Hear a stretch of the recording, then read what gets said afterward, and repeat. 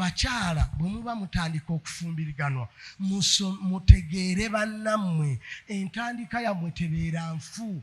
Ojja kukola entandikwa omukazi alabe nti sente weeziri otuusa ofunye ebyetaago ku ssente ezo ebigenda okukola mu kika ewammwe boosikidde ne taatawo obwana abukulekedde ng'omukazi alaba takyagendako mu KFC owoze sente zizaayo baana ye tannaba kuzaala ng'omugamba abaana kabamala okudda ku ssomero akubuuza abaana baliwa guka omukazi ambuuza ng'atalaba yabuuza babi nti baliwa ababe. You get my point? Gooleza baganda bo ate ono omwana yasikira jjajja wammwe nnina omuweerera ogenda okulanga tibikwatagana. What is the problem?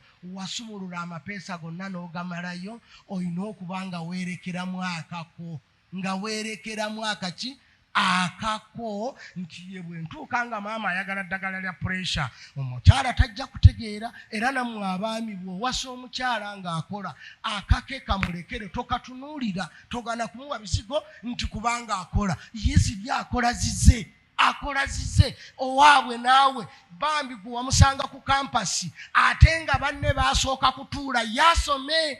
Kakati time etuusa akola obusente ayagala kuwa bowaabwe ayina muganda we naawe nga bw'olina abaana ba mwannyoko naye alina aba mwannyina eyamukuza hata agenda okula mwannyina yafa mwannyina yakola kino ng'essente ayagala kuziwaaki kyobola nti gwe tolowooza nti omukazi bw'omuwa ebyokulaba n'owonna biwedde muweeko ne ssente ezisigalawo nga tojja kubala akugambe ndi maama we ayagala peti